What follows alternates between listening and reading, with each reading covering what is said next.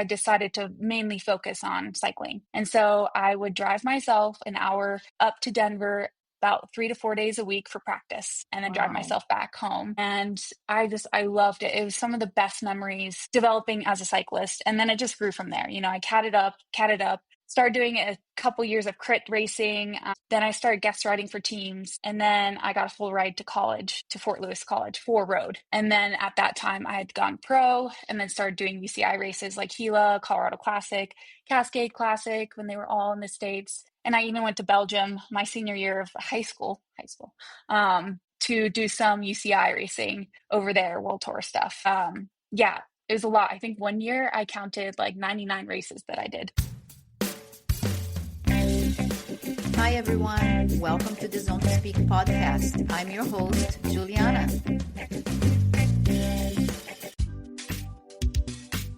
Hey, everyone. At Zone to Speak, I know how important it is to stay healthy, strong, and ready for every ride, workout, and adventure.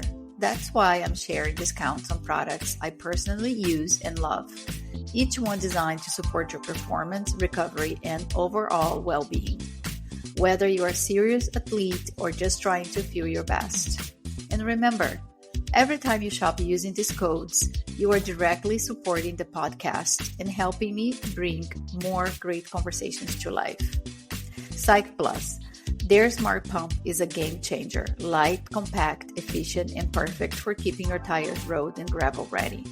It's also ideal for travel as you can skip the CO2 canisters. You can even change your tire pressure on the go when switching between surfaces. Get 10% off the smart pump and 5% everything else. 15% off down the road cycling gear, beautifully designed and performance-ready apparel. 15% off New Zest, clean, plant-based protein and essential nutrients to fuel your recovery and daily energy. 15% off Huel's wellness shots, adaptogens, nootropics, and functional nutrients to support performance, focus, and recovery. I take Huel's daily in the lead up to any of my races, and I have the pre-ride and recovery shots ready for the weekend's big training rides. If you're looking for a clean, effective boost, Huel's is it. 10% off Cold Age. High-quality supplements, including multivitamins, collagen, creatine, and more. I take their women's fermented multivitamin and creatine daily. 10% off Loop ear plugs, ideal for travel, sleep, sensory recovery, or managing noise at races. 10% off Clearly Not Coffee, a caffeine alternative made with mushrooms, cocoa, maca, and rhodiola. I use it every day for smoother energy, sharper focus, and better hormone balance. 10 pounds off Huel, nutritionally complete, high-protein, plant-based meals for when you are on the go and need something quick, satisfying, and healthy. Also great to take bikepacking. 10 pounds off Shokz headphones, the safest way to listen while you train with open-ear technology that keeps you alert and aware on the road or trail. 35% off Frey Skincare. Skincare made for active people. I have used Frey for 10 years, designed to keep sweaty skin clear, fresh, and glowing. You will find all the partner links, discount codes, and instructions in the episode description. So go check them out and enjoy these perks. Now, let's get into the episode. All right, welcome back to Zone to Speak. Today, I'm joined by Charlotte Backus Turner, a former professional road cyclist who seamlessly transitioned into a multifaceted coach, integrating her extensive experience in competitive cycling with her academic background in psychology and nutrition. Charlotte's journey began in Colorado, where she started cycling at the age of 3 and entered competitive racing by 13. Her passion and dedication led her to a professional road cycling career, competing in events like the Colorado Classic and the Tour of Gila. However, recognizing the intense pressures of professional racing, she made a conscious decision to pivot towards a more balanced approach to the sport. Now based in Park City, Utah, Charlotte focuses on coaching athletes through her platform, Exquisite Endurance Coaching. She emphasizes a holistic method that combines structured training plans with psychological resilience and nutritional guidance. In this episode, I will delve into Charlotte's evolution from a competitive cyclist to coach and explore her insights on mental health in sports, the importance of individualized coaching, and how she continues to inspire athletes to achieve their personal best. Charlotte, welcome to Zone to Speak. Thank you so much for having me. I'm super excited. Thanks for being here. Yeah, I've been following you and I really, really like your approach to coaching and a lot of things that you have said. I'm a nutrition coach myself, and a lot of things that you said really resonated with me. So I want to talk a little bit about that. But first, can you share how your early experiences in Colorado shaped your passion for cycling? Yeah, I mean, it started with my dad. It was his fault. It started very organically. I used to swim for 10 years. I was the kid that like wanted to try everything. I grew up on a farm, a horse farm for 3-day eventing. So that was my sister and my mom's gig. They tried with me. I didn't really bite. I liked more of the endurance sports. I was kind of an adrenaline junkie. And, I started swimming for about 10 years. And then one of our friends had a Bianchi bike with the shifters on the down tube, and I just was like, I learned when I was 3 to ride a bike, but I had that space in between, and I was like, "Hey, Dad, can I try riding this?" And it had like the clip-in shoes, like the strap clip-ins, and yeah, I strapped it on, and yeah, it took a while to learn how to shift, but it started growing from there. So my dad and I signed up for Elephant Rock Ride, which is a local ride in Castle Rock, Colorado. It was a road ride. I started on road, and we started, I think the first year we signed up for the 30 mile or the 15 mile, and we got done with it, and we're like, well, that was easy. And so we did another lap.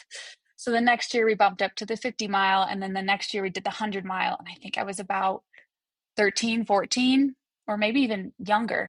It's crazy, but that was probably a day I will remember for the rest of my life, is doing that 100 mile with my dad, because Wow, he had yeah. been commuting to work and he always kind of had a bike in his life. Um, so it was a very special moment. And then it grew from there. It was like, well, we did the 100 miles, so we should do Copper Triangle, which is an insane ride. It's a charity ride that you go up 3 mountain passes in the mountains. And then we did that, and we're like, well, we should do something different. And so then we did Tour de Cure, and then we started doing that. And he found this Front Rangers group in Colorado Springs, which is a group that's primarily, or a club that's primarily based for developing kids as racers. Um, Okay. Working on, training, the psychology, really, really good coaches. And that was the sprouting of my upbringing, where I kind of fully jumped in. I started doing races locally every single weekend, Saturday and Sunday, time trials, road races, a little bit of crits, and I won most of them.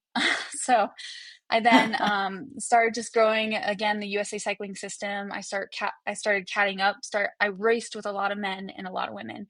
Sometimes I raced like twice a day just to get that practice in. Wow. And then a development team called Prestige Imports, with Adam Zimmerman, which he was like my official coach, had a big influence on me, and he took me in to their team, which was all boys. That was about high school time when I decided I was also playing lacrosse. I decided to mainly focus on cycling. And so I would drive myself an hour up to Denver about 3 to 4 days a week for practice, and then drive Wow. myself back home.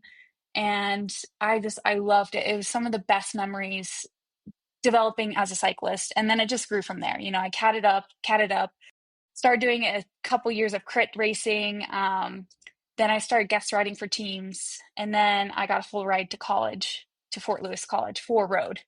And then at that time I had gone pro and then started doing UCI races like Gila, Colorado Classic, Cascade Classic when they were all in the States. And I even went to Belgium my senior year of high school, to do some UCI racing over there, World Tour stuff. Yeah, it was a lot. I think one year I counted like 99 races that I did, which is insane. Wow. Wow. I mean, so much talent. And, one of my questions was going to be how your family supports your journey, but I'm sure it was so special, like you had this journey with your dad. I'm sure those are, such a beautiful memories that you both have forever. Yeah, and I mean, he still rides, not to the extent he's a world-class pianist, so he's focusing on that, but he still rides. I think this year we're actually going to do a ride across Missouri on the Katy Trail, and I'm like, I'm all in.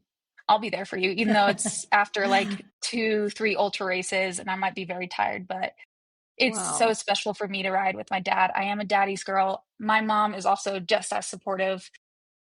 Really incredible parents. I was super lucky. They've had a rocky road with me, because I had an eating disorder in high school that kind of threw us off. I had to go inpatient. I was in the ICU. And I think, there's Wow. still kind of regrets that I have for my parents. They had to go through so much now that I've grown up and matured. But there's also so much that we learned as a family that I think grew to help my parents with their relationship and also my relationship with my parents. And I'm glad you overcame. Yeah, I know that you went through the anorexia, and glad you were able to overcome that. And do you think this is something that is sports triggered? Because with cycling, Yeah, we have to keep, especially road cycling. yeah, road is, I mean, it's changed a lot. You look at Anna van der Breggen, you look at all the top riders, and they've gotten so much stronger. They're focusing on strength training, and it's so good to see that. But in my time of that road career, it was very much power to weight based. And so if you wanted to be a climber, which I really did, you had to be super skinny. And, I kind of skirted by it after my eating disorder in high school, through college. But my senior year of college, I relapsed into it right before COVID hit as I began just going up the levels, getting on 2024, a team 2024, which is an Olympic development team. And it just kind of feeds on itself. And there's a lot of reasons why I kind of retired from that side is, there's pressures, but I found that it was pretty toxic for me. Just kind of going back into that. Of course, I'm happy to just pop into a race. My mindset has changed completely, but it was pretty toxic. And again, like, I think it's changed so much to see like women's cycling actually have paid stipends for the year, and that kind of support and live feed like the Tour of Femmes is incredible. And it's sometimes I'm sad that I like stopped, but also I'm really happy to see it from a different point of view, and see the success that women's cycling has had. Yeah, I think it's important to honor your journey as well. You made the best decisions with the knowledge you had through the journey you were experiencing. And things have changed, and I think they are continue to change. And hopefully, on this positive light, that it's more important, wellness than weight. And also, being skinny doesn't mean that you're going to be the fastest up the hill. Yeah. It's only So temporary. that's It could, yeah. yeah. So, But reflecting on this, on your professional time, professional road cyclist time, what what were some of the highlights? I know you have encountered challenges and you have decided that you wanted to take a different route, but you also had a lot of good memories from yeah. it. Gosh, like all good memories. Of course, like if it was easy, everyone would do it. That's why not many people do it because it's a really Yeah. hard sport. And I had such great memories even growing up with the coaches I had, and through college. I got to race. I got to be a full-time student, be a spin instructor, have another videography job for the school, UCI rider, and a full-time cyclist on the team. So I Wow. was really balancing a lot, but for some reason I could do it. Like, it's crazy looking back and I'm like, how the heck did I do that? But it was kind of like I was fully into it. And the memories from the collegiate racing are probably the best. Being with the team, we would drive 7 hours each weekend during the season to the Front Range because we lived in Durango and that's kind of far out there. And we'd either do track cycling. I did cyclocross, track, um, Wow. road. I didn't touch the mountain bike side. I tried, but I hit my face on a tree and then I was like, nope. Yeah. Yeah, I'm scared of mountain biking. You always see people coming out of the trails, scratchy bruises. But now you are more into gravel mountain biking, right? Yes, so 3 years ago, so my husband did UCI mountain biking, and Okay. we met in college. And of course, they always tried to get the mountain bikers to get to the road side because they're like, that will help your fitness, because road is really just fitness. There's some skills, not as much as mountain biking. So if you have both, you're super successful. So he comes into the road world and starts doing track and road, and we met. And it was kind of like from there on, we've been together for 8 years now, got married 2 years Wow. ago. We both love bikes. Like bikes are our favorite, but he and his parents always try to convince me to get on a mountain bike. And moving to Park City, like there's hundreds of miles of trails there. It's like you can't really avoid them.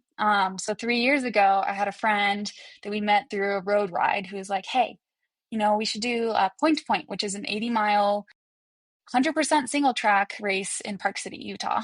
And it's not for the faint of heart. It's super hard. And that was my first ever mountain bike race. So, Wow. but I prepared so much. The summer leading into it, I rode every section of the route. And yeah, at first I was super terrified of rocks. I was super terrified of things. But the coolest thing about it, because being at the top for road, seeing improvements is very small. So it can get kind of mundane. It can get challenging, especially when you Yeah. plateau, which is guaranteed to happen at some point. Yeah. With mountain biking, it was like, oh, I can clear this section now. Okay. And then the next year, I'm like way better. And so seeing that progress with my skills it just hooked me in. And so I did Point to Point, did it in like, I think it was like 10 hours. Um, Not the fastest, but then the next year I did it in 8 hours and something. So I like cut off over That's an hour of huge. time.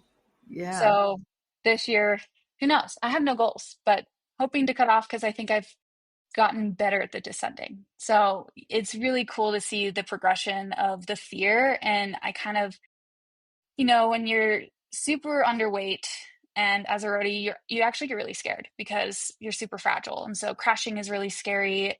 Doing like little things is super scary. And so as I kind of started gaining weight and gaining strength for mountain biking, because you need that, I started like embracing the fear, and it started to be really thrilling to me of like really challenging myself in that way, physically and mentally over like, I remember the first year I could only do like 10 minutes on single track because it's so mentally engulfing. Like Intense. Yeah. it's so intense. Sometimes I'm still like, oh, I need a break from like a little single track, please. Um, Yeah. so yeah, it's been a really cool journey. Bikes are awesome. Yeah. I could not agree more. And you mentioned you have three ultras coming up. I know you went to Across Andes. I've been to Across Andes. Uh, what's your experience with ultra? Why did you start it and keep going? What's next? It's a It's loaded officially my question. husband's fault. Yeah. Well, it's officially my husband's fault. And it started with Across Andes, which I will be back because it is some of the coolest area. Like I love the culture there. It's nothing what I expected. And now I have a friend that lives there. So yay. Nice. um, so yeah, my husband Matthew started kind of getting into ultras because he also stepped back from mountain bike racing again. The racing is hard. It's super Yeah. intense. It can be selfish at times, and it's amazing that there are couples that can do it, but we also kind of realize that, is this long term for us? We have different kind of types of competitiveness, and there's, the people that have that grit that can stick in there, and that's amazing. But there's also the people that like to help others, and do it for enjoyment. And I think we both noticed that like maybe let's step back in a different way and race in a different way. Um, so he started doing ultras. So one of the years when I was still in college, he's 2 years older than me. So we did long distance for about a couple of years. He made his own route. And this is kind of before all the fancy equipment. I mean, it's gotten insane. Like I have trackers, you have all these maps that are offline. It's gotten really nice to do Yeah. ultras. But that time he routed an entire route from across Utah from top to Wow. bottom. Yeah, by himself. He just like randomly did that. And so it was more supported. It was his like first official ultra, where he had some friends ride with him. I rode with him along the way. His grandparents would meet him at certain spots. I would meet him at certain Oh, spots. cool. And then he was hooked. As hard as it was for him, he had to like hike a bike through snow. He got hooked. So then he did the Colorado Trail with a bunch of friends, and then Pinions That's a and tough Pines. one. Yeah, it's very tough. That's on my list.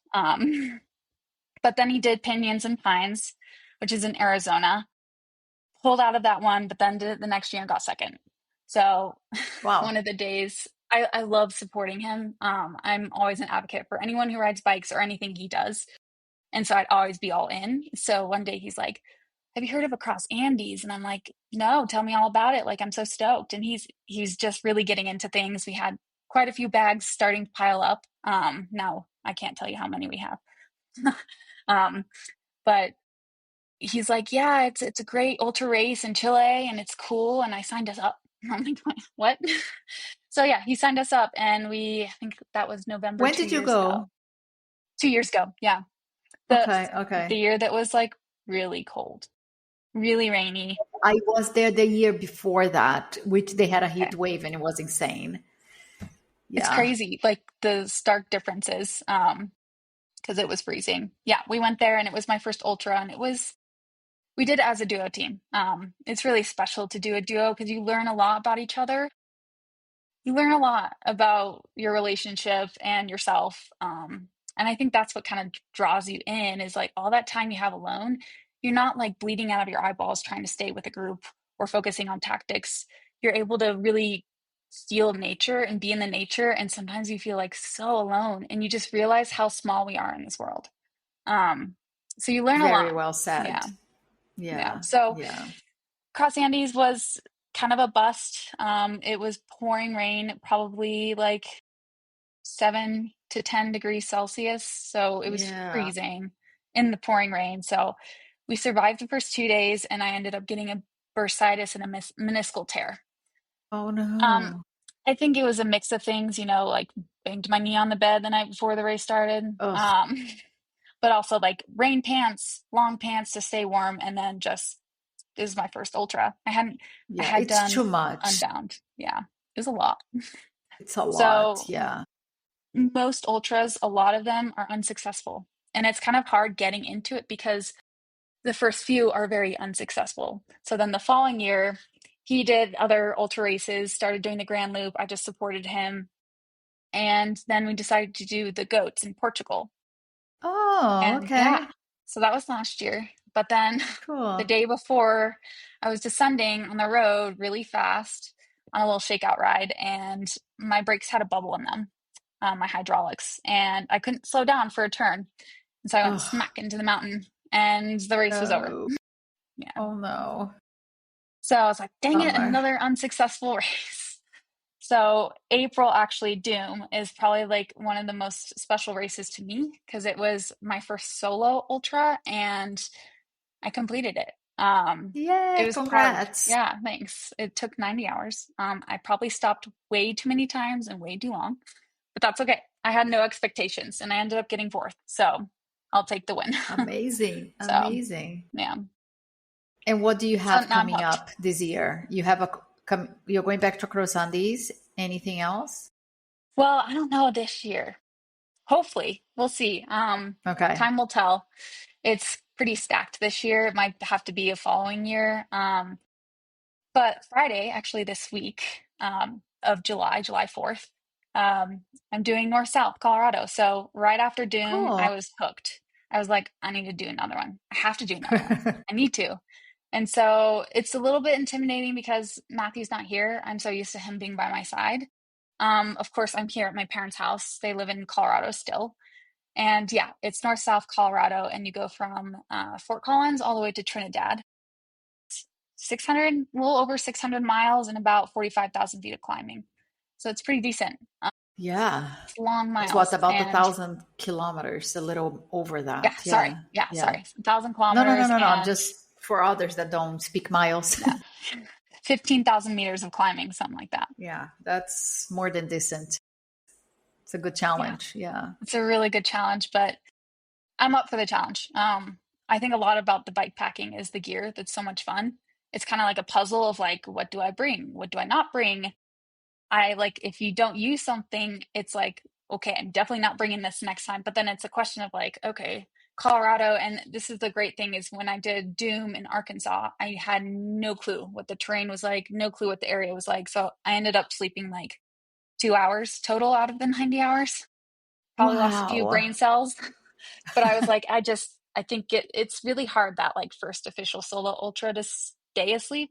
Um, Yeah, even though I got it's so hard to shut tired. out the brain, Yeah. and then you're also eating so much sugar and caffeine that it is Yeah, tough. exactly. Yeah. So this time I have a sleeping bag and a bivy, and my Okay. goal is to sleep, but it's also like my stomping grounds. I grew up here in Colorado, and so I've been to these sections of the mountains. Maybe not exactly, there's going to be a lot of new terrain because I did a lot of road when I was here, but it's still like I'm very familiar with the weather patterns and just like the culture of everything.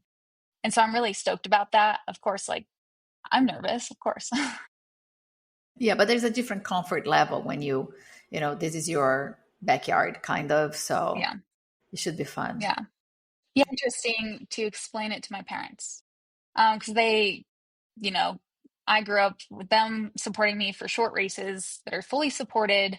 You get caravans, you have everything you need.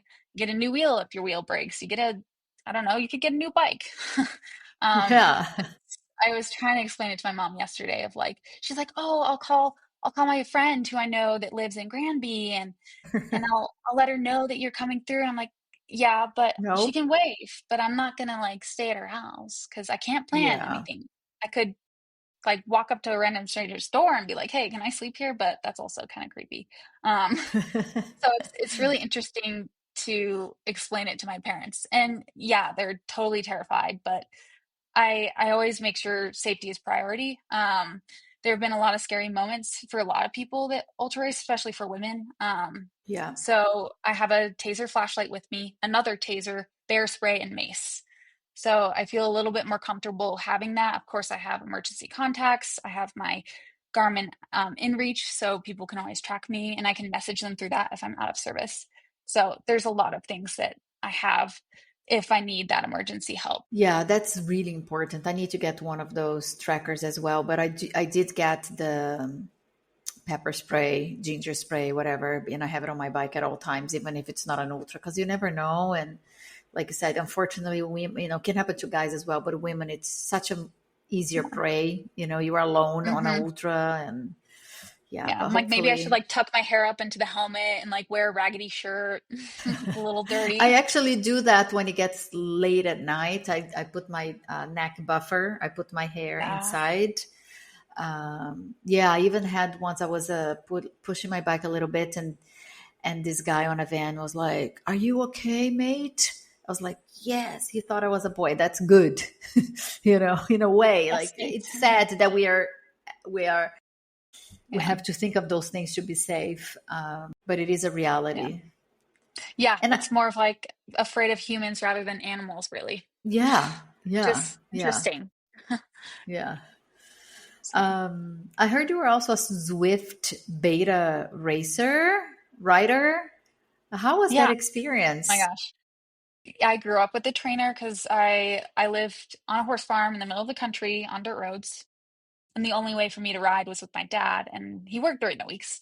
So the only way I could get stronger was because my mom didn't want me to go on the dirt roads, which now, like at the time, I was like, that's so dumb, but like totally understand Yeah, now. There's really creepy yeah, people out there, and a little yeah, girl is a really good target. yeah. Um, I would train, I got a combi trainer and I just stare at a wall and write my own workouts on a sticky note. And I started getting stronger and stronger, which, carried over to the races where I won and did really well. And then, so a part of that junior cycling team, the Front Rangers, they had Carmichael training system. So we'd go in and do a Sufferfest workout on the trainer. So I did Sufferfest. And then, oh my gosh, even the early days of Trainer Road. Sometimes my dad and Wow. I would just train in the basement and watch the same like YouTube video on loop. Like it's like a route, like someone's like going through a route and you do a hard workout. So the trainer had a special place because I knew it was the way to get stronger, at least for me. Of course, like it translated to when I started training outside. My mom was the best. She would always like, when I was a kid, she would work in her car, drive forward. I would train that bit and then she'd wait for me. So she always like wanted to be, it was so great to have my parents always there, guarding me, I guess. So yeah, I think it was 2016. Sorry. Whenever Zwift started, saw a blur. Eric Min actually emailed me and was like, "Hey, I'm starting up this like virtual cycling game called Jarvis. and we'd like to have you trial it. And so, yeah, I'm one of the beta riders, How one of the few cool. first originals. So I started with Zwift from day one, and I got hooked. I mean, it's really fun to be in that gang component. So I started racing on Zwift, and I started winning races. Because for me, I really love learning, and so I love learning the tactics of Zwift because it's so different from in real life, especially with the updates that like commonly update. And so I started winning races, and then I started the race series, and then so I did team time trials with a group out of the UK, and I Cool. just like I loved it because again, in Colorado, winters are you could train out in the snow if you really want, but you can't really get much out of it. So winters are always the time that I train indoors. Yeah. And yeah, I Zwifted, and that's actually kind of how I started getting on Team 2024 because I was doing a lot of Zwifting, and then she saw me, Nicola Kramer, and she's like, you know what? We'd like to have you on the team. So it was really fun. And the cool thing about Zwift too is the community part. So I led a lot of rides. You meet a lot of people, and we still do that today. Mari Holden, a medalist, we have a ride every Monday, and I think we haven't even missed a Oh, day in the last cool. 4 years. So yeah, it's Yeah. very special. I And I hold my own Friday Smash sessions every Friday, and usually in the winter period, I have a little summer break right now, but this year we just did a whole series of workouts because, yes, I am a coach. So I specialize in Zwift workouts just because I've made hundreds, if not thousands, of workouts for Zwift. So we did a little series of like targeting certain things, working on form. And then I jump on there also and talk about the science of things, the nutrition. So it's a really full picture because, again, yeah, coaching can be expensive. I had a lot of coaches help me by like not charging or just giving me a good discount. So I wanted to give back. And I think, knowledge is power. So I want it to be available to people. That's really, really cool. So anyone who has Zwift can go and join your rides and get all this Yeah. knowledge. Oh yeah. Amazing. And then I usually write Amazing. blogs on my website so they can read back on it. I'll put all the information on the episode description Yes. because I'm sure people will be crazy about that. Yeah. I want to I try love as having well. people. Yeah. So, what motivated your shift from professional racing to coaching? I know you have a strong academic background in psychology and nutrition. How do they contribute to this? Yeah. I'm kind of a nerd. I just love learning.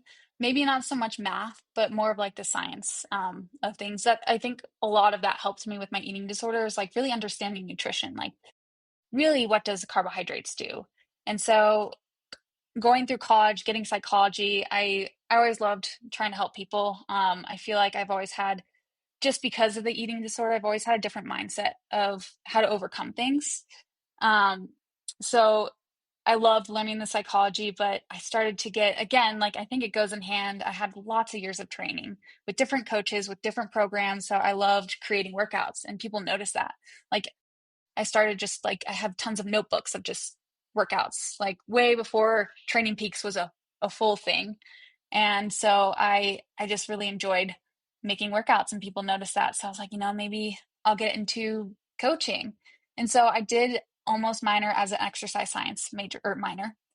Couldn't declare it because of scholarship, but I took a lot of exercise science classes and sport and coaching.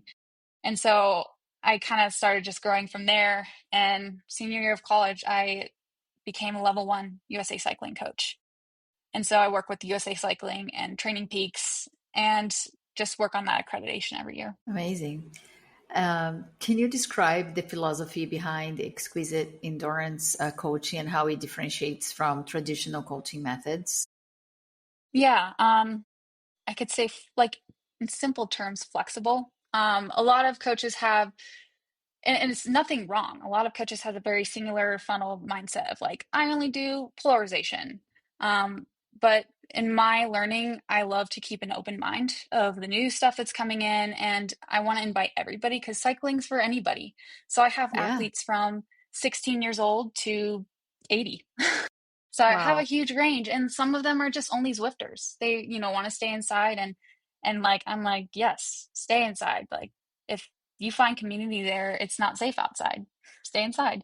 Where I'm helping a racer right now get into road biking coming from mountain biking, which is weird. But it's awesome. I love coaching all the different backgrounds of people. I also help some riders with weight loss and weight gain. And the nice thing about that is I've helped some women athletes with the whole disordered eating mindset.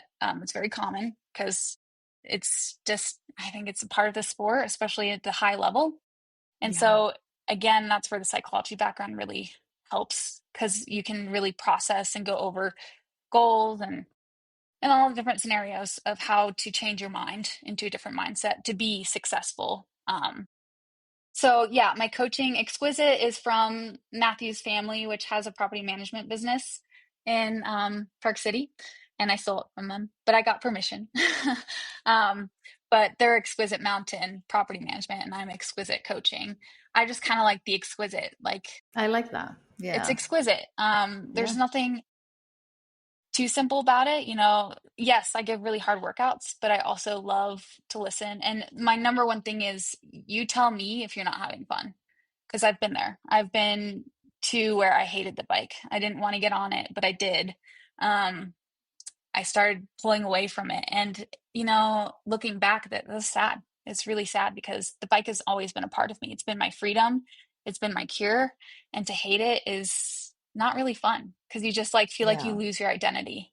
And so I'm like, you tell me if you're not having fun and we'll figure a way. I've made recipe workouts. I've made Harry Potter themed workouts. Sometimes usually I ride with my athletes, the local athletes. I'll ride and we'll have our coaching conversation while riding. um, I will adjust in any way to make it better for the athlete. And most of my athletes have full-time jobs. So it's always scary getting into coaching and racing because, the balance of life, kids. Yeah. Yeah. Yeah. I think it really differentiates you having that approach. And I think it's something that we coaches should talk more about it. Like you said, there are many different methods and approaches, and there's nothing wrong with any of them. But for a lot of people, they want the differentiator of talking, not just like, I just don't want to open, Training Peaks or whatever, and then get the workout and get on the bike. Some people do want to that. I don't want a conversation with anyone. I just want to do my workout. But a lot of people like myself, I like more to nerd out as well. I want to understand what I'm doing. I want to understand how this will improve and help me reach my goals. And I really, really like how you integrate the psychology and the nutrition background into one holistic approach. That's amazing. And what you just said about maintaining a health balance between the performance goal and the overall well-being of an athlete. Yeah, exactly. And I've been told that like you can't do psychology and nutrition along with coaching. It's not good. It's not your scope of Why? practice. And me being stubborn, I'm like, I'm going to do it. And so, I mean, I'm Good. not accredited. I have a bachelor's in psychology, so I'm not like a doctorate or whatever. And I have like some certifications for nutrition, but having that holistic view of all the puzzle pieces, I look at it as a puzzle. Like you can't just have the power puzzle. Like we can totally nerd out on power numbers and heart rate and all of that, but if that's the only thing you're focusing on and the nutrition's falling behind or the psychology falling behind, which I really notice psychology is a huge factor. It Huge. That puzzle piece, that whole puzzle isn't there. And they all have to come together if you want to be successful at a race. Like looking at some of the top racers, their puzzle piece, it's like a code they have, all comes together at that one moment and it changes. And that's the hard thing about racing is it changes. Yeah. Yeah. Well, I'm glad you're being stubborn and doing what you feel it's right. I'm sure it's helping a lot of people. I love Yeah. that approach. Yeah. It's so important. And what are some projects or initiatives you are currently working on within the cycling community? Yeah. Well, lots. I have a full plate. I love having full plates, but a lot of it right now is just inspiring women. I want to get more women on bikes. I've done a lot of the last 2 years of doing a lot of women group rides because it's very I get it because I grew up racing and riding with men. And they kind of just leave you in the dust and they don't wait, or you have to pee and they're like, whatever. So it's like I grew up with that, but there's also women who didn't. And so getting into cycling and they see that, it's really intimidating, or they're like going into a hard group ride and they don't want that. They want something that will filter them into that, and they want the support. So I help lead a ride called Team Sugar in Park City. It's insane how many women show up. I think we've had over 100 once, but it's a mountain bike ride. Wow. And Wow. it's funny that Good for you. yeah, it's funny that I did mountain biking because I used to also, I mean, through college, I could have joined the mountain bike team, but I was terrified. I was like, I'm not good enough, very self-conscious, like I don't have the skills, so I never did it, which is kind of sad. But now that I'm like leading, it's a full circle. Like there's other women that are struggling with skills and scared, but we're able to kind of like go together and talk about it. And it's such a great ride. They're great rides. And then a lot of my social media is based on just supporting and being natural. I love talking about science. I love kind of being an advocate for certain groups. I love doing it all. Full plate. You're doing amazing, and I agree. Like we need to get more women in sports. We need to do these type of things. I am also doing something which I haven't even talked about it, so it's the first time I'm talking about. I'm putting a 2 day bike packing event in Portugal with Portugal Women's Bike Packing. Because I got into triathlon because I had someone quote unquote hold my hand and be like, was another woman that was like, I'll support you, come, I'll do it with you. And with gravel and ultra, my husband was there like, no, I'll teach you the ropes, I teach you what bike bags you need, what to pack and things like that. So that's what we want to do. Like, you can come for fun or you can come to learn, and we can even pair it with someone so you learn the ropes. It's hard to go, and especially in the ultra that is multi-day, that you have to be self-sufficient. Yes. Very Yeah. intimidating. I don't know if I would have done it if I didn't have someone to like, no, come, I'll teach you how. As much as you can watch YouTubes, it's different in practice. So yeah, those community events I think are super important. Yeah. I mean, I totally get it. Like I'm still terrified. I'm like, did I pack everything? Do I have everything I need? Yeah, Like, what and did I then you second forget? guess. Yeah. What if I have a flat? Oh my gosh. Do I have everything? Yeah. Yeah. It's intimidating, but it's also really kind of cool in a way. I used to hate change. I used to be very singular mindset, is kind of that type A. Again, my husband, like we really grew together that way, where he helped me a ton kind of get out of that. And now I like fully embrace that change. Like, oh shoot, I forgot this. Well, we'll modify, we'll change it up, we'll figure it out. And it's kind of thrilling in a way, but yeah, it's hard getting into the cycling sport because I think a lot of people think it's all about racing. It's all about winning. Cause I think, talking to someone who doesn't really know about cycling, how you explain it is Tour de France. You're just like, Yeah. Tour de France, that's, and they're like, okay, racing, hardcore, all that. And it's like, no, it's not necessarily that. And my mind changed a lot when I started doing group rides for people or with people, with athletes. So I did Lotta Jaw, which is a 200-mile road race, from Logan, Utah to Jackson, Wyoming. And I did it with a bunch of my athletes. And yeah, I might have gone slower than I wanted to, but being able to pull yourself back and kind of see it through their eyes, you start noticing there's more than just performance. And it helps you see, because when you get to that pointy end, again, you're like, I'm slow.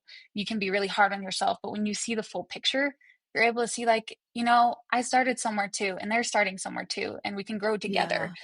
So it just leaves a little bit of a lighter field. It's like, it's a community based feeling. Yeah, couldn't have said better. And is there an advice you would offer to young athletes who aspire to pursue a career in cycling while maintaining mental and physical health? Yeah. I work with kids, through my bike sponsor Spry. They have a whole junior kids development team. And then I have my other family is in California. Really good friends of ours also has a mountain bike development team. So I work a lot with kids. And, with science and technology these days, there's tons of things. Like literally, I was just looking up a new device that you can breathe into and see, like at home device that you can breathe into and see all your metabolism factors, and VO2. And it's insane. And I saw a sweat test one. So you can like get all the tools you want. Head unit, you can get power, you can get heart rate, you can get lactate testing. It's so crazy, which is so much fun. But I think as a young kid developing, it's it's really just feeling the fun of the bike. Again, when you start young, if you go full in and have all that data, I think their burnout rate is pretty fast. There are a bunch of young riders, male riders that I raced with Prestige that like don't race anymore because they were like full in, full gas, and I think they just kind of got burnt out, and they were such good cyclists. So I think, it's all about the fun Yeah. with kids. It's like, first teaching them a bike, it's not about like, oh, you got to race fast. It's just like, go get on your bike, fall down, get back up, and so kind of growing up into that, I really don't recommend devices. I think it's about learning the body first, because if you learn the body first, you're able to test limits and know that perceived rate of exertion. And so therefore it's not any pressure because you just start learning. It's a learning process. And then like getting into high school, you can bring heart rate monitors in, some power, but not for every ride. And they can bring in more and get more into like the serious aspect of it as they also progress with their training. It makes a lot of sense. And as you were saying that, I was thinking that even for us, maybe we should do some rides without the bike computer, Yes, agree. right? Agree. I call them pocket rides, where you just pocket your computer and you just ride. And sometimes, Yeah. this is with Strava and all the recording devices, it's a challenge for anyone to not record a ride. Just go ride. Yeah. My Yeah. husband's really good at that. I'm like, "Are you gonna wear your heart rate monitor?" He's like, "Nah." He just goes around like, "Do you need your Garmin?" He's like, "Nah." So it's a Yeah. really good challenge to be like, no, someone doesn't have to always see your ride. You know that you're riding and you get fulfillment out of that. Not everybody has to know. So yeah, I do use devices, especially for big rides. It's fun to see the stats, but I also don't. Yeah. Sometimes I just don't because it's fun to get that like freedom of just like riding your bike. Yeah, I'm gonna try that. I think it makes sense once in a while, like if you want to even log that, like you said, put it on a pocket somewhere. Start your ride, but leave it there. Don't look at it, and you can look at it later, but not during the ride, because yeah, I think sometimes you can take the fun out of it because you can't resist, but look, it's right there, and you're like, oh, this is my power, this is my speed, this is the average speed. What? Yep, Just exactly. enjoy And once in a there is while. some psychological things that do happen that I've noticed a lot with athletes is, and myself. Again, a lot of my coaching has been a lot of experiences myself. Is when you know your threshold number, let's say like 250, and you're doing a time trial or some kind of race, and you hit that 250, you're like, oh no, I'm at threshold. Yeah, I'm like at my limit. And so your brain mentally caps itself. But if yeah, you try without the device and you do a time trial or something, and maybe you just have average speed or your speed or time, um, you could be hitting 260 and you're fine. yeah, Like it's hard, but like our mind plays such a big role in our cycling, and it can play a good role and it can play bad. It's just how we utilize our mind and our mindset. And it takes practice to do that. yeah. Believe me, I am terrible at that. I have to train my mind all the time because I'm always like paranoid that I'm gonna run out of power. Oh my God, I already put so much power now. I'm gonna get back home and I'm gonna be so slow. I'm gonna die anytime soon. Like my mental game. I really needed help, but I know I'm guilty of it. So I actually try not to look at those numbers, even with climbs. Like I don't want to be. When people start talking about the race and they're like, oh, there's this really tough climb, and it's like I don't want to hear it. Like I just want to experience as I go, because otherwise I'm already dead before getting to that climb, because I know that monster thing is coming. Yeah, the brain caps it right there. It Yeah, has that that's it. perceived like terror. And so like the pocket rides are great because you really feel, and I guess I'm also guilty because I was really bad about that. Like when I was getting into longer rides, I remember just like going out for 160K and I was terrified. I was like, what if I don't make it back? And also I wasn't eating much food because I was like, don't eat because it's better. Don't do that. Yeah.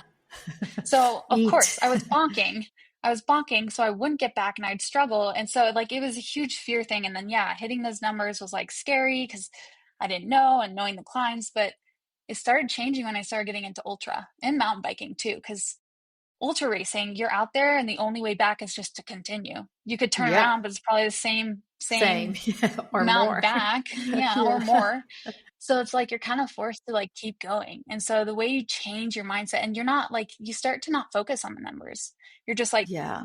focusing on like yourself then there. And yeah, my bike's like 50 pounds. So I don't know, 25 kilograms, um, heavy. Yeah. And so that stresses me. But then I'm like, you know what? Like once you get a good rolling speed, like who cares? You can go at your speed. Like go Yeah. at what you're comfortable with. You can go hard when you want to go hard. For women, it's so different. We have hormonal changes, and that's what's so frustrating because like my husband will be we do this WIF series in the winter, and like every single week he's strong, and I'm like super strong and staying in the group, and then like another week I'm like so weak and my mental game is like, oh, you're so slow. We have hormonal changes, and we Yeah. have to kind of work around that. And but it's noticing that we have that, and it's okay Yeah. to like sometimes I get body aches, sometimes a lot of your mental side is like just tired and fatigued because our body is doing something incredible. I think it took me a long time to be like, my body is doing something incredible every single month. It's a very taboo subject about periods, but I think it's something that needs to be known. And like Dr. Stacy Sims is doing a really good job doing some research on that and menopause. Yeah. And it's opening the world to like, you know, I was always afraid of talking. I was like, oh my God, period. That's so scary. Don't talk about it. But now it's just like, we need to talk about it because it does affect us, but it's also a really incredible thing that our body is doing. Yeah, we need to be kinder to ourselves and acknowledge that we do fluctuate and there's so many different, chemical changes every week. But also, like Dr. Sims now, we're finally getting some literature and more information about what's happening and what can we do and how can we balance all this and Yeah. navigate. Yeah. Yeah. I can literally just be eating an extra piece of toast and you feel better. Just some Yeah, extra carbs, just that's some extra simple. energy. Yeah. Yeah, or hydrate So better or it's, certain times. yeah. Yeah. And it's a learning process. Like I think I'm still learning because again, I lost my period for many, many years. It's always been spotty, and now I'm on an IUD, so it's like I don't know, but you start getting the balance of what the symptoms are like. And I used to hate it when I was like on my period, and I'm like, it's race day, great. Like I'm gonna suck at this, but not really. It's mindset too. Like our bodies just they can do what they can do. Women's bodies are really incredible, and that's why ultra racing is really good for women, and we're really good at it because we're built for that kind of stuff. Yeah. Yeah. I agree. Well, Charlie, thank you so much for sharing your journey. It's so powerful to see how your passion for performance and well-being now supports others in reaching their own goals, and you continue to also to pursue your passions and always evolving. I'm so happy you came to the podcast and shared your journey. Yeah, thank you so much for having me.